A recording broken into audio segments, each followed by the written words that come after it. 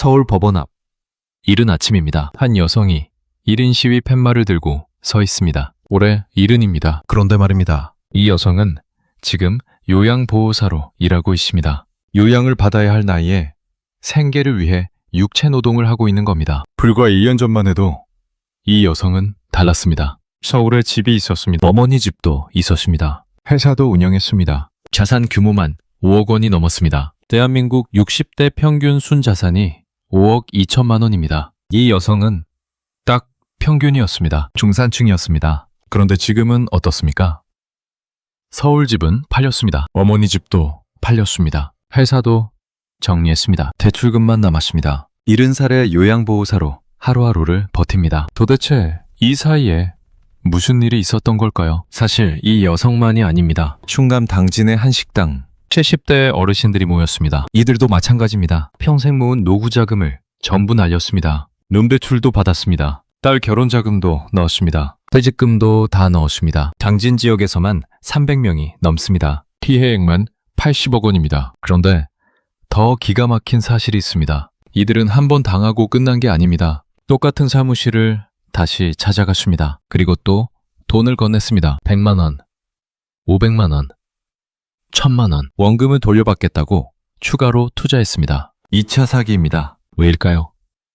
어떻게 이렇게 허무하게 무너진 걸까요? 여러분, 지금 이 순간에도 대한민국 시니어들의 자산이 조직적으로 사라지고 있습니다. 그 규모가 4,300조 원입니다. 여러분, 4,300조 원입니다. 첨단 기술을 가장한 범죄 조직이 정교한 함정을 만들었습니다. 인공지능, 로봇, 나스닥, 핀테크, 그럴싸한 단어들로 포장했습니다. 하루 0.9% 이자를 약속했습니다. 전용 앱으로 통제했습니다. 다단계로 가족과 친구를 끌어들이게 만들었습니다. 그리고 1차 피해자를 반드시 다시 노립니다. 2차, 3차 사기가 기다리고 있습니다. 한번 걸려들면 빠져나올 수 없는 구조입니다. 진짜 이유는 따로 있습니다. 이건 개인 범죄가 아닙니다. 조직입니다. 해외에 거점을 둔 범죄 집단입니다. 법은 이들을 막지 못하고 있습니다. 피해 회복은 불가능합니다. 당신의 부모님이 표적입니다. 당신의 이웃이 표적입니다. 어쩌면 당신도 표적입니다. 이 이야기는 남의 이야기가 아닙니다. 지금부터 4,300조 원을 노리는 조직범죄의 실체를 파헤칩니다. 그들이 만든 완벽한 함정을 공개합니다. 그리고 당신의 노후 자금을 지킬 수 있는 방법을 알려드립니다. 끝까지 집중해 주십시오. 다시 그 법원 앞 여성의 이야기로 돌아가 보겠습니다. 이 여성의 이름은 정모 씨입니다. 정 씨는 작년까지만 해도 서울에서 작은 회사를 운영했습니다. 직원도 있었습니다. 외출도 괜찮았습니다. 서울에 30평대 아파트가 있었습니다. 어머니가 사시는 집도 따로 있었습니다. 자산을 계산해 보니 5억 원이 조금 넘었습니다. 그러던 어느 날입니다. 지인이 찾아왔습니다. 좋은 투자가 있다고 했습니다. 정 씨는 처음엔 관심이 없었습니다. 그런데 지인이 계속 말했습니다. 나스닥에 상장된 회사다. 인공지능 로봇이 자동으로 금융거래를 한다. 하루 0.9% 이자를 준다. 하루 0.9%입니다. 한 달이면 27%입니다. 1년이면 328%입니다. 은행 이자가 연 3%입니다.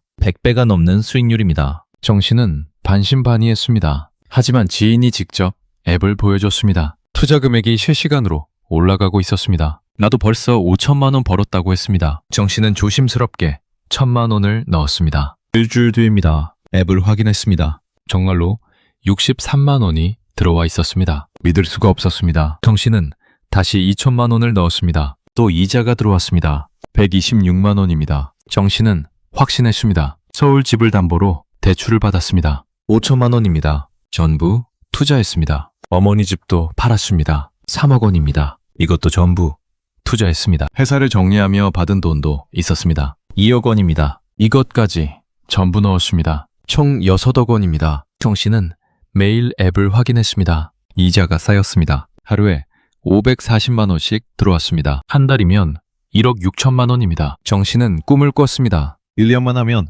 원금의 3배를 벌 수 있었습니다. 그런데 석 달이 지난 어느 날입니다. 갑자기 출금이 막혔습니다. 앱에 공지가 떴습니다. 홍콩 증시 상장 준비 중이라 일시적으로 출금을 제한합니다. 일주일만 기다리라고 했습니다. 정 씨는 기다렸습니다. 일주일이 지났습니다. 출금이 안 됐습니다. 2주일이 지났습니다. 여전히 안 됐습니다. 한 달이 지났습니다. 회사와 연락이 끊겼습니다. 앱도 접속이 안 됐습니다. 정 씨는 그제야 깨달았습니다. 사기였습니다. 6억 원이 한순간에 증발했습니다. 서울 집도 없습니다. 어머니 집도 없습니다. 회사도 없습니다. 남은 건 5천만 원 대출금뿐입니다. 정 씨는 지금 요양보호사로 일합니다. 한 달에 200만 원을 법니다. 대출이자만 월 20만 원입니다. 원금을 갚으려면 20년이 걸립니다. 70살입니다. 90살까지 일해야 합니다. 이게 말이 됩니까? 그런데 여기서 끝이 아닙니다. 정 씨 같은 피해자가 한둘이 아닙니다. 전국적으로 수천 명입니다. 피해액만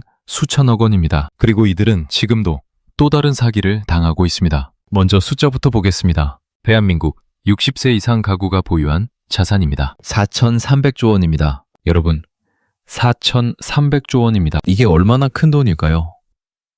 대한민국 1년 국가 예산이 670조 원입니다. 6년치 예산보다 많습니다. 삼성전자 시가총액이 400조 원입니다. 10배가 넘습니다. 그럼 개인별로 보겠습니다. 국내 60대 가구의 평균 순자산입니다. 5억 2천만 원입니다. 20대는 얼마일까요?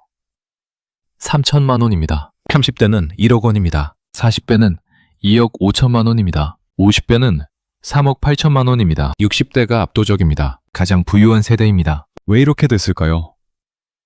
첫째, 부동산입니다. 60대는 집값이 쌀 때 샀습니다. 20년, 30년 전입니다. 지금은 몇 배가 올랐습니다. 둘째, 저축입니다. 평생 일하며 모았습니다. 셋째, 퇴직금입니다. 한 번에 목돈이 들어왔습니다. 그런데 여기서 이상한 일이 벌어집니다. 60세 이상 사기 피해자 수입니다. 2020년까지만 해도 사기 피해는 30대, 40대가 많았습니다. 젊은 층이 인터넷을 많이 쓰니까요. 하지만 지금은 완전히 달라졌습니다. 2024년 60세 이상 사기 피해자입니다. 연간 1,500명입니다. 전년 대비 40% 증가했습니다. 여러분, 40%입니다. 1년 만에 40%나 늘었습니다. 2023년이 4만 4천 명이었습니다. 1만 7천 명이 더 늘어난 겁니다. 그럼 피해액은 얼마일까요? 정확한 통계는 없습니다. 왜냐하면 신고를 안 하는 경우가 많기 때문입니다. 수치심 때문입니다. 자책감 때문입니다. 하지만 확인된 것만 봐도 엄청납니다. 충남 당진 지역입니다. 피해자 300명, 피해액 80억 원입니다. 한 사람당 평균 2,600만 원입니다. 전국 단위로 본 한 사건입니다. 피해자 2,200명, 피해액 2조 1,500억 원입니다. 한 사람당 평균 9,700만 원입니다. 거의 1억 원에 가깝습니다. 그럼 왜 60대가 표적이 된 걸까요? 세 가지 이유가 있습니다. 첫째, 자산 규모입니다. 5억 2천만 원입니다. 돈이 있습니다. 노릴만 합니다. 둘째, 기술 격차입니다. 인공지능, 로봇, 나스닥, 핀테크 이런 단어들을 분별하기 어렵습니다. 전용 앱을 만들어주면 의심 없이 씁니다. 셋째, 노인 빈곤율입니다. 39.7%입니다. 10명 중 4명이 가난합니다. OECD 평균은 14.8%입니다. 2배가 넘습니다. 노후 준비가 안 된 사람에게 마지막 기회라는 말은 치명적입니다. 여기에 하나 더 있습니다. 고령화입니다. 65세 이상 인구가 1천만 명을 넘었습니다. 전체 인구의 20%입니다. 앞으로 더 밀어납니다. 2050년이면 40%가 됩니다. 정리하겠습니다. 4,300조 원이라는 천문학적인 돈이 있습니다. 이 돈의 주인은 기술에 익숙하지 않습니다. 그중 상당수는 노후 준비가 안 돼 있습니다. 그리고 이들의 숫자는 계속 늘어나고 있습니다. 이 돈을 노리는 자들이 있습니다. 바로 조직범죄 집단입니다. 그런데 여기서 중요한 게 있습니다. 이들의 수법이 과거와는 완전히 다르다는 겁니다. 충남 당진입니다. 한 식당에 70대 어르신들이 모였습니다. 이들은 모두 같은 피해를 입었습니다. 한 어르신이 말합니다. 난 그런 거 할 생각도 없었는데 누가 커피 좀 마시자고 해서 갔어. 거기서 떨고 막 그래. 투자 모집책이 찾아왔습니다. 영국에 본사를 둔 회사입니다. 신뢰를 주려고 해외 기업을 내세웠습니다. 인공지능 기술을 활용한 친환경 농업입니다. 첨단 기술을 강조했습니다. 하지만 기술 설명은 별로 없었습니다. 대신 이런 말을 계속했습니다. 투자만 하면 높은 이자를 받을 수 있습니다. 금세 돈을 벌 수 있습니다. 한 할머니가 700만 원을 넣었습니다. 일주일 뒤입니다. 50만 원이 들어왔습니다. 8%입니다. 은행 이자는 연 3%입니다. 일주일에 8%라는 건 은행의 수십 배입니다. 할머니는 믿었습니다. 추가로 1,000만 원을 넣었습니다. 또 이자가 들어왔습니다. 80만 원입니다. 할머니는 주변 사람들에게 말했습니다. 여기 진짜 돈 든다. 친구들도 모였습니다. 형제들도 모였습니다. 사무실에 가보니 신기한 게 있었습니다. 칠판입니다. 칠판에 이렇게 적혀 있었습니다. 김모 씨, 어제 500만 원 출금. 이모 씨, 오늘 300만 원 출금.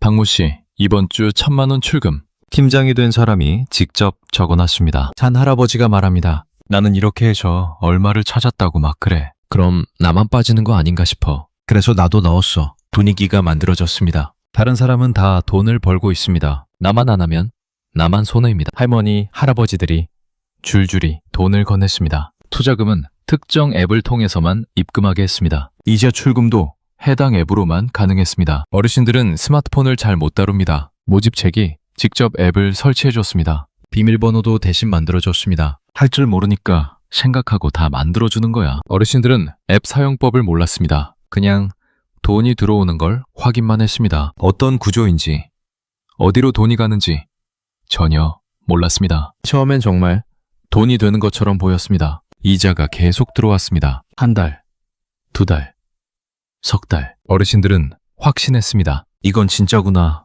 그런데 지난해 4월입니다. 갑자기 출금이 막혔습니다. 앱에 공지가 떴습니다. 시스템 점검 중입니다. 곧 정상화됩니다. 어르신들은 기다렸습니다. 일주일, 2주일, 한 달. 출금이 안 됐습니다. 회사에 전화했습니다. 안 받았습니다. 사무실을 찾아갔습니다. 문이 잠겨 있었습니다. 어르신들은 그제야 깨달았습니다. 사기였습니다. 앱을 열어봤습니다. 투자금이 그대로 보였습니다. 쌓인 이자도 보였습니다. 하지만 그게 전부였습니다. 숫자일 뿐이었습니다. 그제 돈은 이미 사라진 뒤였습니다. 당진 지역에서만 피해자가 300명을 넘었습니다. 피해액이 80억 원을 넘었습니다. 피해자는 대부분 노인이었습니다. 한 할머니가 말합니다. 지금 하루하루 다 그냥 노년을 그냥 망친 거야. 한 할아버지가 말합니다. 노동도 못하지. 그렇다고 해서 자식들한테 손 벌릴 뜻도 없잖아. 경찰이 수사에 나섰습니다. 범죄총책 정모 씨는 캄보디아에 거점을 두고 있었습니다. 불법 유사수신 업체를 운영했습니다. 전국적으로 피해자가 2,200명이었습니다. 피해액이 2조 1,500억 원이었습니다. 법원은 정 씨에게 징역 25년과 추징금 137억 원을 선고했습니다. 하지만 판결 이후에도 피해 회복은 이루어지지 않았습니다. 돈은 돌아오지 않았습니다. 어르신들은 여전히 빚에 시달리고 있습니다. 그런데 이게 끝이 아닙니다. 이 어르신들에게 또 다른 사기꾼이 찾아왔습니다. 서울의 한 사무실입니다. 뉴스를 가장한 유튜브 영상이 나옵니다. 화면에 자막이 뜹니다. A. 기업이 2025년 4월 9일 글로벌 자본시장에 공식적으로 진입했다. 나스닥에 상장됐다. 나레이션이 이어집니다. 인공지능을 기반으로 한 핀테크 기업입니다. 고도로 발달된 로봇을 활용한 자동화 시스템이 금융거래를 통해 수익을 냅니다. 영상은 전문적으로 만들어졌습니다. 뉴스 형식입니다. 로고도 있습니다. 자막도 있습니다. 배경음악도 깔립니다. 진짜 뉴스처럼 보입니다. 이 영상을 보고 투자자들이 모였습니다. 이른데 김모 씨도 그중 하나입니다. 김 씨는 설명회에 참석했습니다. 발표자가 말합니다. 하루 0.9%의 이자를 드립니다. 안정적입니다. 확실합니다. 하루 0.9%입니다. 한 달이면 27%입니다. 1년이면 328%입니다. 어마어마한 수익률입니다. 김 씨는 처음엔 의심했습니다. 이게 말이 돼? 하지만 발표자가 계속 말했습니다. 나스닥 상장 기업입니다. 믿어도 됩니다. 여러분, 이건 기회입니다. 다른 사람 다 가는데 혼자 안 가면 나만 손해입니다. 분위기가 만들어졌습니다. 주변 사람들이 고개를 끄덕입니다. 그래, 한번 해보자. 김 씨도 따라갔습니다. 1억 5천만 원을 건넸습니다. 투자금은 전용 앱으로 입금했습니다. 앱 이름도 그럴싸했습니다. 화면도 전문적이었습니다. 실시간 차트가 보였습니다. 수익률이 올라갔습니다. 김 씨는 매일 앱을 확인했습니다. 이자가 쌓였습니다. 하루에 135만 원씩 들어왔습니다. 석 달이 지났습니다. 어느 날 공지가 떴습니다. 홍콩 증시 상장을 추진 중입니다. 일시적으로 출금을 제한합니다. 조금만 기다리라고 했습니다. 김 씨는 기다렸습니다. 일주일, 2주일, 한 달. 출금이 안 됐습니다. 회사에 연락했습니다. 안 받았습니다. 사무실을 찾아갔습니다. 아무도 없었습니다. 김 씨는 직접 조사했습니다. 미국에 아는 사람이 있었습니다. 그 사람에게 부탁했습니다. 이 회사가 정말 미국 재무성에 등록돼 있냐? 답이 왔습니다. 전혀 안 돼 있다. 나스닥에도 문의했습니다. 이 회사가 상장됐냐? 답은 같았습니다. 그런 회사 없다. 김 씨는 깨달았습니다. 처음부터 거짓이었습니다. 나스닥 상장도 거짓이었습니다. 인공지능 로봇도 거짓이었습니다. 전부 꾸며낸 이야기였습니다. 그런데 더 기가 막힌 일이 있습니다. 이들은 실제로 나스닥에 상장된 다른 회사를 찾았습니다. 이름이 비슷한 회사였습니다. 그 회사 정보를 마치 자기 회사인 것처럼 홍보에 썼습니다. 영상에도 썼습니다. 설명회에도 썼습니다. 투자자들은 진짜 나스닥 상장 회사 정보를 본 겁니다. 그러니 믿을 수밖에 없었습니다. 정교한 수법이었습니다. 김 씨 같은 피해자가 수백 명이었습니다. 피해액이 수백억 원이었습니다. 경찰이 수사했습니다. 하지만 회사는 이미 사라진 뒤였습니다. 범인들은 해외로 도주했습니다. 김 씨는 1억 5천만 원을 잃었습니다. 평생 모은 돈이었습니다. 퇴직금이었습니다. 노후자금이었습니다. 지금은 하루하루 버티고 있습니다. 그런데 여기서 더 중요한 게 있습니다. 김 씨는 한 번만 당한 게 아닙니다. 얼마 뒤 또 다른 사람이 찾아왔습니다. 그리고 이렇게 말했습니다. 잃어버린 돈을 돌려드리겠습니다. 한 번 당한 사람은 반드시 다시 노려집니다. 이게 이들의 수법입니다. 김 씨는 1억 5천만 원을 잃었습니다. 매일 잠을 못 잤습니다. 우울증이 왔습니다. 자책감이 왔습니다. 내가 왜 그랬을까? 내가 바보였구나. 그러던 어느 날입니다. 문자가 왔습니다. 피해금을 회복할 수 있습니다. 아래 주소로 방문하십시오. 주소를 확인했습니다. 예전에 투자 설명회를 했던 그 사무실이었습니다. 김 씨는 반신반의하며 찾아갔습니다. 사무실에 사람이 있었습니다. 상담사였습니다. 상담사가 말했습니다. 예전 회사는 없어졌습니다. 하지만 걱정 마십시오. 피해금의 절반은 돌려드릴 수 있습니다. 절반이라도 돌려받을 수 있다면 김 씨는 귀가 솔깃했습니다. 어떻게 하면 되죠? 상담사가 새로운 앱을 보여줬습니다. 가상화폐 거래소 앱이었습니다. 여기에 투자하십시오. 그러면 원금을 회복할 수 있습니다. 김 씨는 의심했습니다. 이것도 사기 아닙니까? 상담사가 말했습니다. 저도 피해를 입었습니다. 근데 여기서 회복했습니다. 한 방에 하지 마십시오.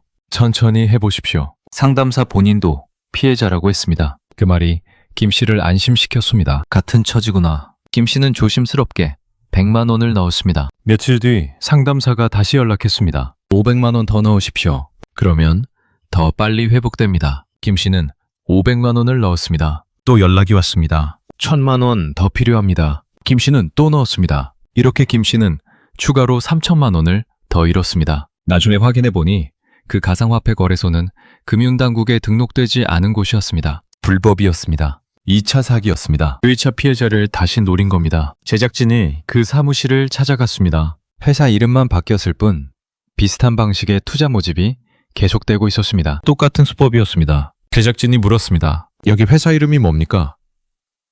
상담사가 대답했습니다. 예전 회사는 없어졌습니다. 지금은 다른 회사입니다. 그 회사 이름이 뭐냐고요? 상담사는 얼버무렸습니다. 제작진이 다시 물었습니다. 피해금을 어떻게 돌려준다는 겁니까? 상담사가 말했습니다. 여기 새로운 투자가 있습니다. 여기에 투자하면 됩니다. 손해본 사람 여기서 해치우십시오. 말이 안 됩니다. 피해금을 돌려준다면서 또 투자하라고 합니다. 이게 말이 됩니까? 하지만 피해자들은 이런 제안에 넘어갑니다. 왜일까요?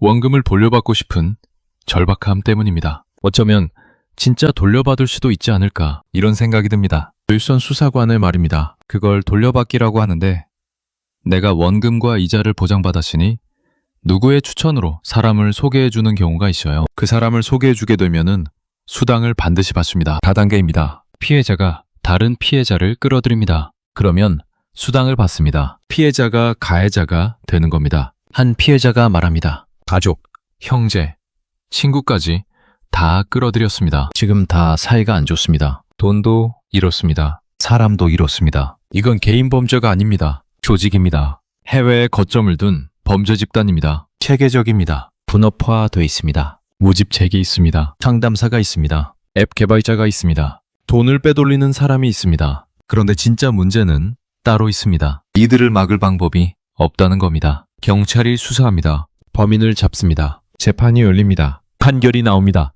그런데 피해자들은 여전히 돈을 돌려받지 못합니다. 왜일까요? 먼저 범죄 조직의 총책 정모 씨 사건을 보겠습니다. 정 씨는 캄보디아에 거점을 두고 불법 유사수신 업체를 운영했습니다. 피해자가 2,200명이었습니다. 피해액이 2조 1,500억 원이었습니다. 법원은 정 씨에게 징역 25년을 선고했습니다. 추징금 137억 원도 명령했습니다. 겉보기엔 강력한 처벌처럼 보입니다. 하지만 추징금 137억 원입니다. 피해액이 2조 1,500억 원인데 추징금은 137억 원입니다. 15분의 1입니다. 나머지 2조 원은 어디 갔습니까?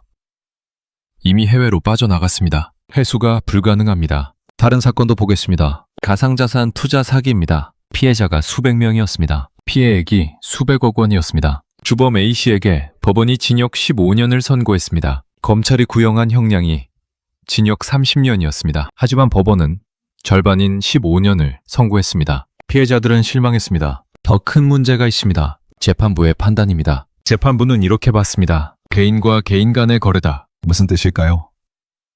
다단계 구조 때문입니다. A가 B에게 투자를 권유합니다. D는 C에게 권유합니다. C는 D에게 권유합니다. 이런 식으로 퍼져나갑니다. 법원은 이걸 개인 간 거래로 봤습니다. 그럼 어떻게 됩니까? 피해자들끼리 서로 고소해야 합니다. A가 B를 고소합니다. B가 C를 고소합니다. C가 D를 고소합니다. 한 피해자가 말합니다. 주범들이 책임지지 않는다면 저희들끼리 서로가 서로를 고소해야 되는 입장이 됩니다. 피해 회복이 너무나 더 어려워졌습니다. 이게 바로 이들이 다단계를 쓰는 이유입니다. 법적 책임을 분산시키는 겁니다. 피해자를 가해자로 만드는 겁니다. 그러면 피해 회복이 불가능해집니다. 판결 이후에도 피해자들의 삶은 나아지지 않았습니다. 돈은 돌아오지 않았습니다. 대출금만 남았습니다. 70살에 육체 노동을 합니다. 80살까지 빚을 갚아야 합니다. 한 피해자가 말합니다. 노후 자금이 전부였습니다. 지금은 하루하루 버티는 게 전부입니다. 그런데 이건 법원만의 문제가 아닙니다. 금융당국도 마찬가지입니다. 피해자가 사기를 인지합니다. 검찰에 신고합니다. 경찰이 수사를 시작합니다. 하지만 그 사이 돈은 이미 움직입니다. 계좌를 옮겨 다닙니다. 해외로 빠져나갑니다. 계좌를 동결하면 되지 않냐고요. 그게 안 됩니다. 법적 장치가 없습니다. 주식 투자 리딩 사기 같은 경우 금액이 억대인 경우가 많습니다. 피해자가 직접 지급 정지를 요청합니다. 하지만 은행에서 이게 안 됩니다. 법적 근거가 없기 때문입니다. 율선 수사관이 말합니다. 지금 사기꾼들은 조직을 넘어서 지능범들입니다. 그 수법은 계속 진화되고 있습니다. 정리하겠습니다. 범인은 잡아도 피해 회복이 안 됩니다. 다단계 구조 때문에 법적 책임이 분산됩니다. 계좌 동결도 안 됩니다. 법적 장치가 없습니다. 범죄 조직은 계속 진화합니다. 이게 바로 시니어머니 4,300조 원을 노리는 조직범죄의 실체입니다. 더 무서운 건 지금부터입니다. 지금까지 본 걸 연결해 보겠습니다. 시니어머니 4,300조 원이 있습니다. 이 돈의 주인은 기술에 익숙하지 않습니다. 노후 준비가 안 된 사람도 많습니다. 그리고 이들의 숫자는 계속 늘어나고 있습니다. 여기에 조직범죄 집단이 있습니다. 이들은 첨단 기술을 가장합니다. 인공지능,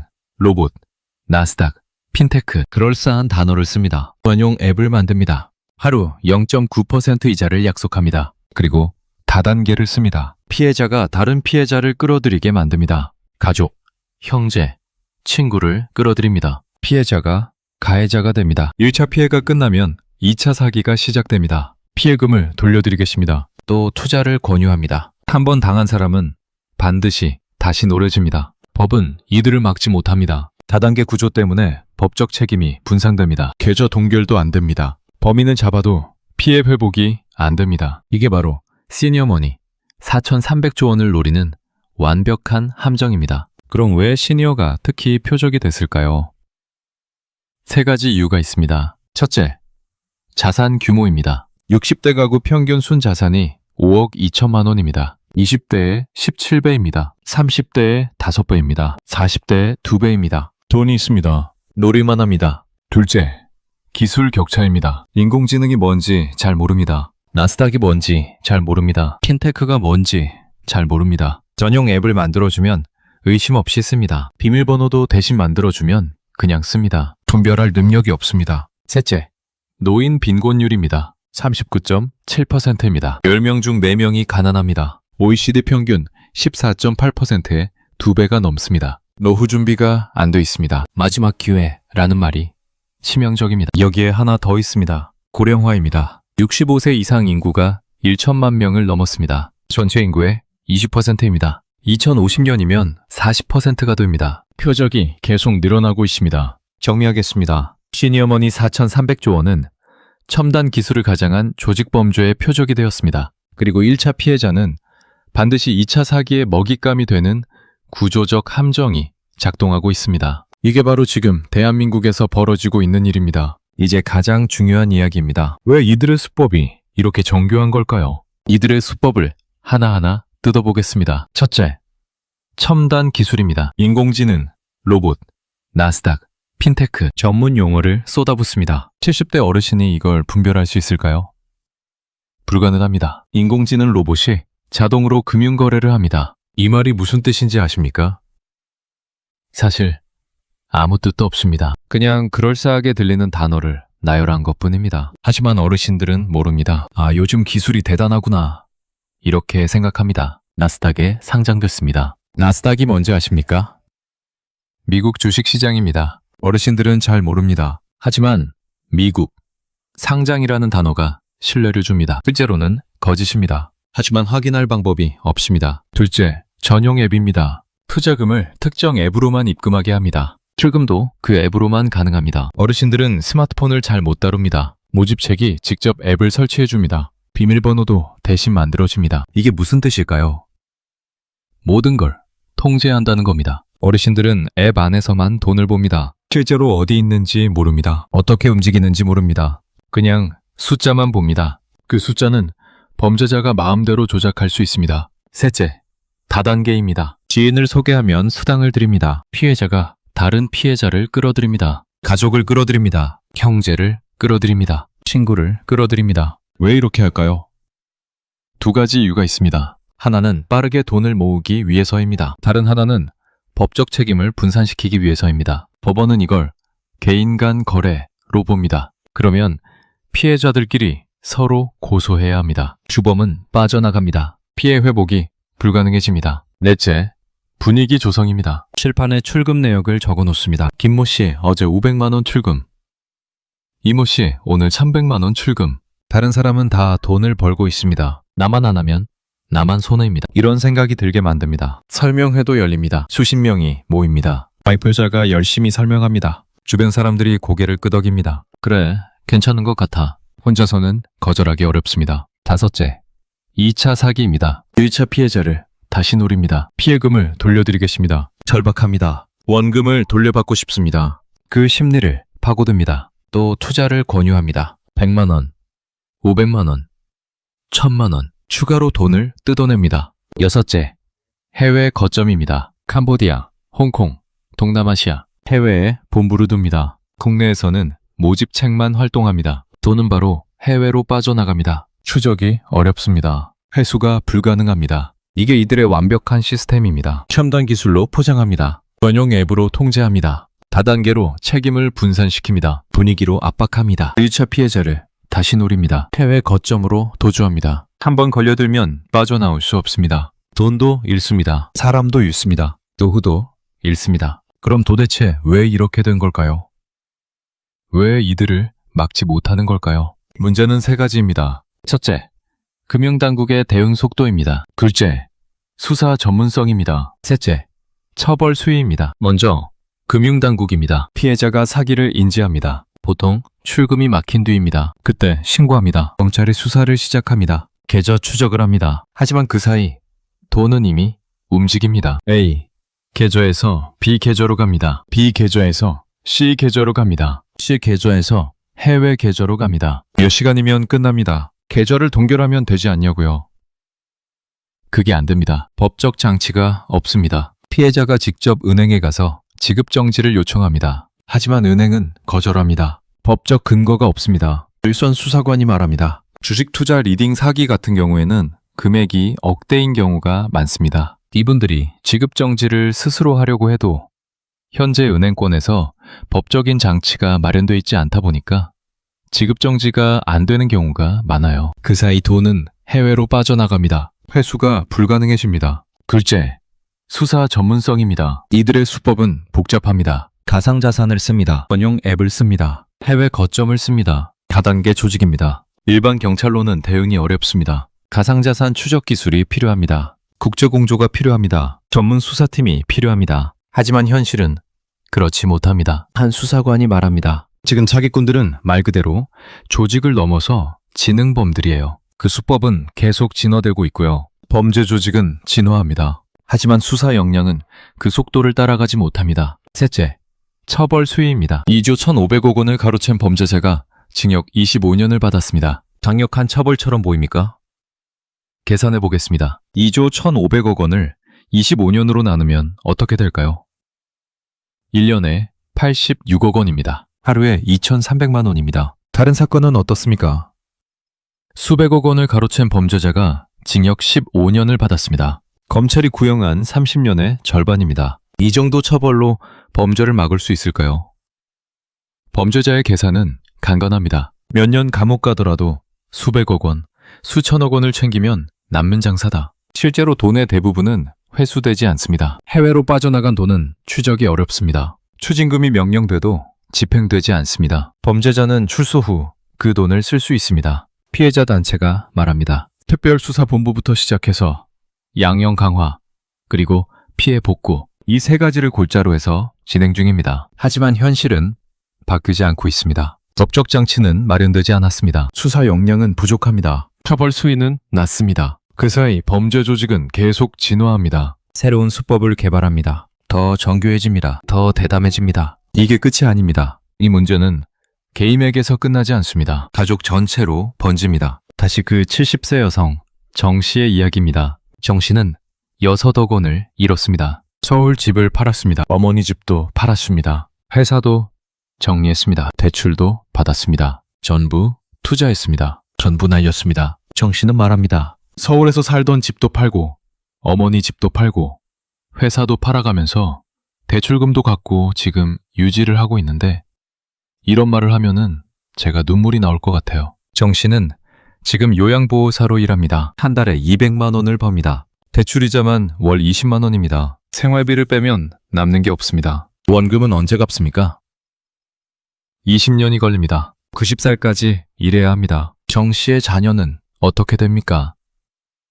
어머니가 무너졌습니다. 자녀가 떠왔습니다. 생활비를 보태야 합니다. 대출 이자를 도와야 합니다. 자녀의 노후 준비도 무너집니다. 다른 사례를 보겠습니다. 70대 남성 김 씨입니다. 김 씨는 말합니다. 눈대출, 딸 결혼자금, 퇴직금 전부 날렸습니다. 김 씨의 딸은 결혼을 미뤘습니다. 결혼 자금이 없어졌기 때문입니다. 김 씨는 우울증이 왔습니다. 자책감이 왔습니다. 내가 바보였구나. 당진의 한 할머니는 말합니다. 지금 하루하루 다 그냥 노년을 그냥 망친 거야. 한 할아버지는 말합니다. 노동도 못하지. 그렇다고 해서 자식들한테 손 벌릴 뜻도 없잖아. 하지만 결국 자식이 떠왔습니다. 부모가 무너지면 자녀가 책임집니다. 한 가족이 통째로 흔들립니다. 더 큰 문제가 있습니다. 관계 파괴입니다. 다단계 구조 때문입니다. 피해자가 가족을 끌어들였습니다. 형제를 끌어들였습니다. 친구를 끌어들였습니다. 한 피해자가 말합니다. 가족, 형제,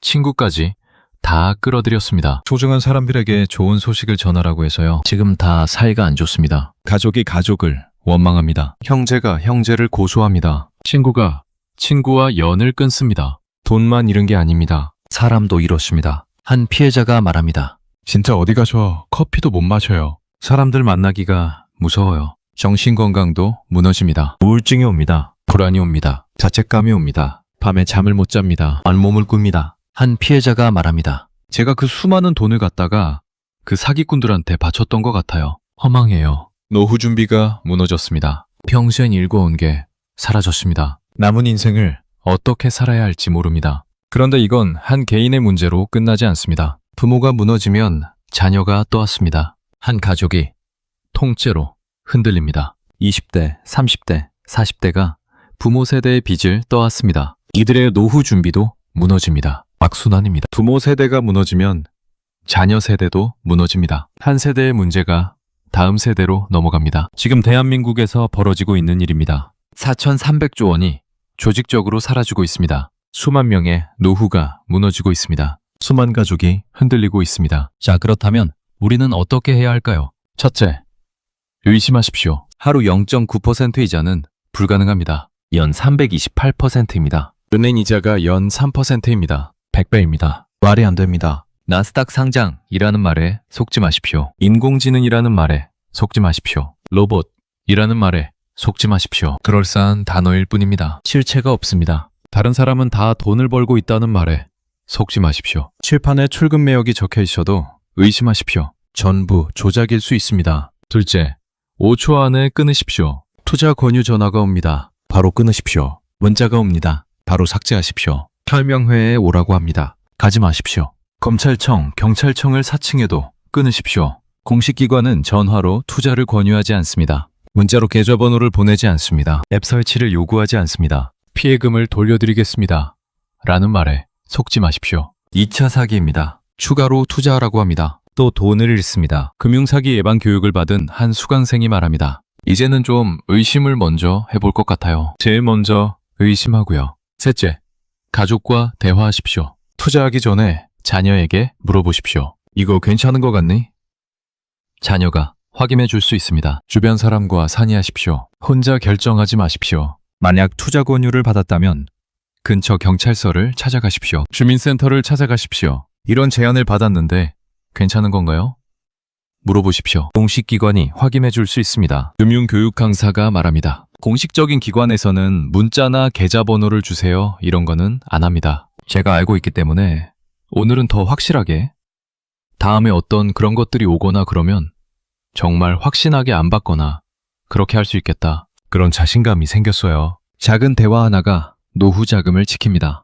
혹시나 하는 한 번의 관심이 4,300조 원을 지킵니다. 넷째, 만약 이미 피해를 입었다면 즉시 신고하십시오. 수치심 때문에 망설이지 마십시오. 가책감 때문에 숨기지 마십시오. 빨리 신고할수록 피해 회복 가능성이 높아집니다. 신고하는 즉시 계좌 추적이 시작됩니다. 시간이 지나면 돈은 해외로 빠져나갑니다. 1분 1초가 중요합니다. 전문가가 말합니다. 사실을 인지했을 때 수치심, 자책감 때문에 신고를 끌어내는 경우가 많습니다. 하지만 그 사이 피해금은 계좌를 옮겨다니며 해외로 빠져나가기 일쑤입니다. 다섯째, 금융사기 예방 교육을 받으십시오. 요즘은 각 지역 주민센터, 복지관, 노인회관에서 무료 교육을 합니다. 보이스피싱, 가상자산 사기, 인공지능 사기, 최신 수법을 알려줍니다. 교육을 받으면 자신감이 생깁니다. 아, 이건 사기구나.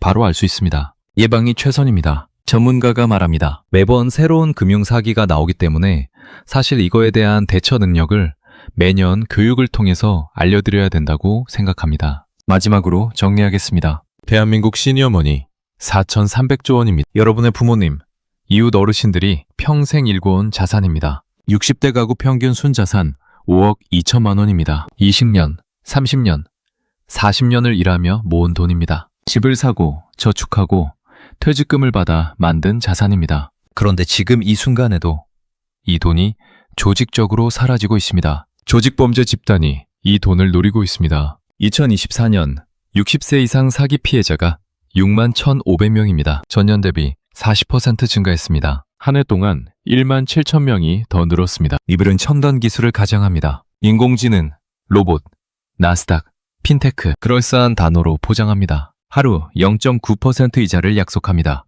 연 328%입니다. 은행 이자의 100배입니다. 원형 앱을 만들어줍니다. 비밀번호도 대신 만들어줍니다. 모든 걸 통제합니다. 어르신들은 분별할 수 없습니다. 다단계로 가족을 끌어들이게 만듭니다. 형제를 끌어들입니다. 친구를 끌어들입니다. 피해자가 가해자가 됩니다. 관계가 파괴됩니다. 1차 피해가 끝나면 2차 사기가 시작됩니다. 피해금을 돌려드리겠습니다. 또 투자를 권유합니다. 한 번 당한 사람은 반드시 다시 노려집니다. 한 번 걸려들면 빠져나올 수 없는 구조입니다. 법은 이들을 막지 못하고 있습니다. 다단계 구조 때문에 법적 책임이 분산됩니다. 계좌 동결도 안 됩니다. 범인을 잡아도 피해 회복이 불가능합니다. 돈만 잃는 게 아닙니다. 사람도 잃습니다. 가족이 가족을 원망합니다. 형제가 형제를 고소합니다. 친구가 친구와 연을 끊습니다. 우울증이 옵니다. 불안이 옵니다. 자책감이 옵니다. 노후가 무너집니다. 70살에 요양보호사로 일합니다. 90살까지 빚을 갚아야 합니다. 부모가 무너지면 자녀가 떠왔습니다. 한 가족이 통째로 흔들립니다. 이건 먼 나라 이야기가 아닙니다. 지금 대한민국에서 벌어지고 있는 일입니다. 당신의 부모님이 표적입니다. 당신의 이웃이 표적입니다. 어쩌면 당신도 표적입니다. 그럼 어떻게 해야 합니까? 의심하십시오. 하루 0.9% 이자는 불가능합니다. 나스닥 상장, 인공지능, 로봇, 이런 말에 속지 마십시오. 5초 안에 끊으십시오. 투자 권유 전화가 오면 바로 끊으십시오. 문자가 오면 바로 삭제하십시오. 가족과 대화하십시오. 투자하기 전에 자녀에게 물어보십시오. 주변 사람과 상의하십시오. 근처 경찰서나 주민센터를 찾아가십시오. 작은 대화 하나가 노후 자금을 지킵니다. 혹시나 하는 한 번의 관심이 4,300조 원을 지킵니다. 당신은 어떤 선택을 하시겠습니까? 선택은 지금입니다. 여러분은 어떻게 생각하시나요? 댓글로 여러분의 의견을 자유롭게 남겨주세요. 주변에 이런 투자 권유를 받은 분이 계시다면 이 영상을 꼭 공유해주세요. 구독과 좋아요는 더 나은 콘텐츠를 만드는 데 큰 도움이 됩니다. 알림 설정까지 해두시면 새로운 영상을 가장 먼저 만나보실 수 있습니다. 다음 영상에서 또 만나겠습니다.